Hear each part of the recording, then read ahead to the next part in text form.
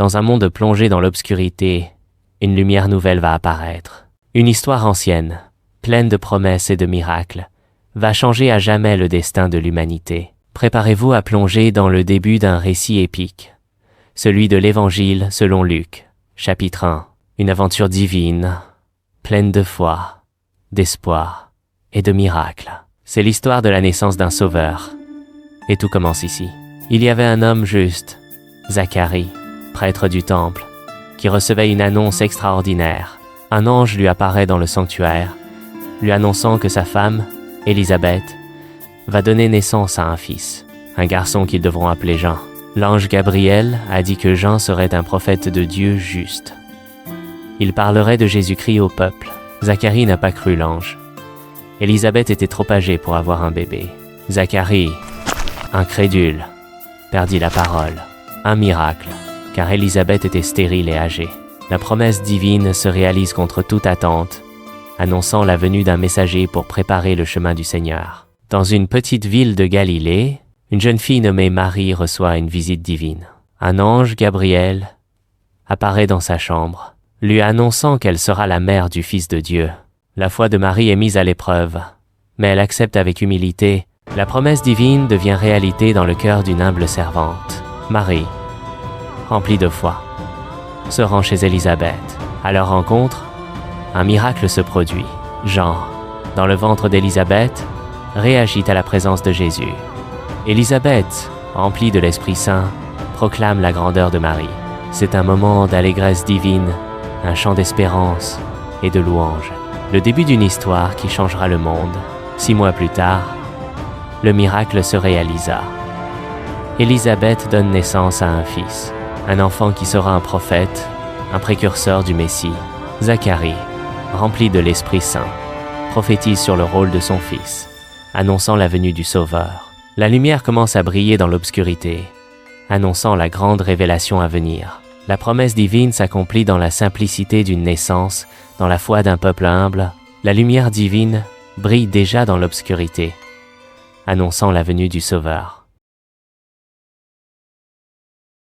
Dans le petit village de Nazareth, vivait un homme bon, Joseph, charpentier de son état.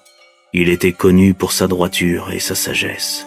Un homme simple, mais dont le destin allait changer à jamais. Joseph était un homme juste, travaillant dur. Sa vie était simple, mais pleine d'espoir. Un jour, Marie, sa fiancée, lui annonce une nouvelle qui bouleversera leur vie. Elle est enceinte, mais ce n'est pas de lui.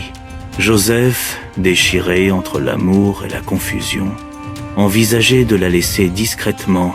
Dans la culture de l'époque, une telle situation pouvait entraîner la honte et le rejet. Bien qu'il aimât profondément Marie, il savait que la société ne comprendrait pas. Son cœur était lourd, tiraillé entre son amour pour elle et son sens de la justice. Mais dans la nuit, un rêve divin lui apparaît. Un ange, brillant comme la lumière du ciel, lui parle. Joseph, ne crains pas de prendre Marie comme épouse. L'enfant qu'elle porte est le Fils de Dieu. Tu lui donneras le nom de Jésus, car c'est lui qui sauvera son peuple de ses péchés. Joseph, rempli de foi, se leva et obéit. Il prit Marie dans ses bras, prêt à suivre la voie divine. Une foi sincère, une obéissance courageuse.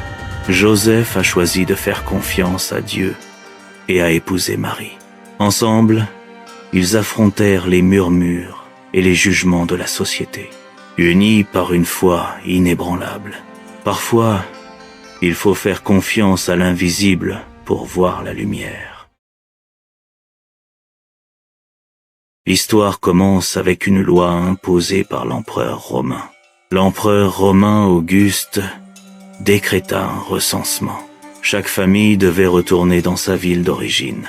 La région était sous la domination de l'Empire romain, et la population vivait dans l'attente d'un Messie, d'un sauveur promis depuis des siècles. Joseph et Marie, habitants de Nazareth, devaient parcourir 105 kilomètres jusqu'à Bethléem. Le voyage fut long et difficile. Marie sur un âne, enceinte, avançait lentement. Son enfant devait naître bientôt. À leur arrivée, toutes les chambres étaient occupées. Il n'y avait plus de place pour eux. Joseph et Marie trouvèrent refuge dans une étable, un abri pour les animaux, un lieu simple mais rempli d'amour. C'est là que le miracle eut lieu. Marie donna naissance à son fils. Elle l'enveloppa dans un linge et le coucha dans une crèche. Non loin de là, des bergers veillaient sur leurs moutons. Soudain, une lumière éclatante les enveloppa. Ne craignez point. Je vous annonce une bonne nouvelle. Aujourd'hui, dans la ville de David, un sauveur est né. Vous le trouverez couché dans une crèche. Les bergers, guidés par la lumière de l'étoile, se précipitèrent vers la crèche. Ils trouvèrent Marie, Joseph et l'enfant couchés dans la crèche. Leur cœur était rempli de joie. Ils racontèrent à tout ce qu'ils avaient vu et entendu. Le Sauveur était né pour apporter la lumière et l'espoir à l'humanité. Désert d'Orient. Dans un pays lointain, vivaient des sages, des mages, Melchior, Gaspard et Balthazar, qui scrutaient le ciel avec foi et espoir. Ils sont maîtres des astres et lecteurs des prophéties, ces paroles anciennes, qui annonçaient la naissance d'un roi, un sauveur pour le monde. Et lorsque cette étoile nouvelle est apparue, ils ont compris.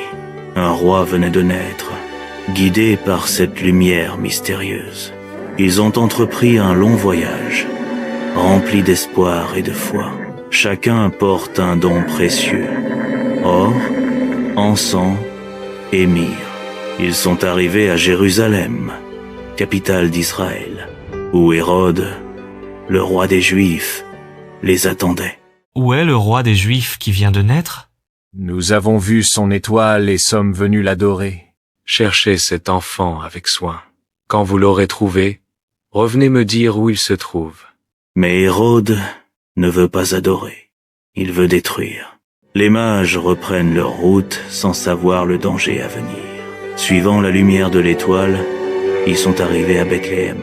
Et là, ils ont trouvé l'enfant Jésus, couché dans une mangeoire, entouré d'amour et de simplicité. Je lui offre l'encens, symbole de la divinité. Cet enfant est plus qu'un roi, il est Dieu. Voici l'or, l'hommage d'un roi à un roi. Et moi, la myrrhe, elle annonce la souffrance. Il régnera, mais aussi souffrira pour son peuple. Ils lui ont offert des cadeaux précieux, symboles de leur respect et de leur foi. Émerveillés, les mages adorent silencieusement, mais dans leur sommeil, une voix leur a dit « Ne retournez pas voir Hérode. » Obéissant à cette voix, ils ont pris un autre chemin pour revenir chez eux, évitant ainsi le danger. Et ainsi, la promesse d'un sauveur s'est accomplie, dans la simplicité d'un enfant, dans l'amour d'un Dieu qui vient parmi nous. Dans la terre de Judée, un événement marquant se préparait. C'était un moment de joie et de dévotion, un moment où l'humanité allait rencontrer le divin. L'enfant promis allait être porté au temple, là où l'attendaient des âmes qui veillaient depuis des décennies. Regarde, mon petit, le temps est venu. Nous devons nous rendre à Jérusalem pour te présenter au Seigneur. Tout est prêt, Marie. Le voyage sera long, mais nous avons la foi. Marie et Joseph, guidés par leur foi, entreprennent un voyage vers Jérusalem, une ville sainte illuminée par l'histoire et l'espérance. Chaque pas les rapproche de leur destination sacrée. Ils portaient plus qu'un enfant, ils portaient une promesse. Jérusalem, la ville sainte, où le temple brille de 1000 feux, c'est ici que les promesses de Dieu se réalisent. Le ciel se mit à chanter silencieusement. Qui est cet enfant que vous amenez? Voici Jésus, notre Fils, que nous venons présenter au Seigneur. Enfant, c'est toi. Laisse-moi le tenir. Seigneur, maintenant tu peux laisser ton serviteur s'en aller en paix, car mes yeux ont vu ton salut. Siméon, un homme juste, avait attendu ce moment toute sa vie. Il savait que cet enfant était la lumière pour éclairer les nations. Anne, prophétesse, fine et vive malgré son âge, servait Dieu jour et nuit. Et quand elle vit l'enfant, son cœur reconnut ce que tant ignorait. C'est lui, le libérateur d'Israël. Louez le Seigneur, car notre espérance vit. Cet enfant sera un signe de Dieu pour beaucoup. Il apportera la rédemption à son peuple. Après avoir accompli leur devoir, Marie et Joseph retournent à Nazareth, portant avec eux la promesse d'un avenir radieux. Ainsi, dans la simplicité des lois et la profondeur de la foi, le Fils fut consacré au Très-Haut, et ceux qui avaient attendu virent enfin la promesse accomplie.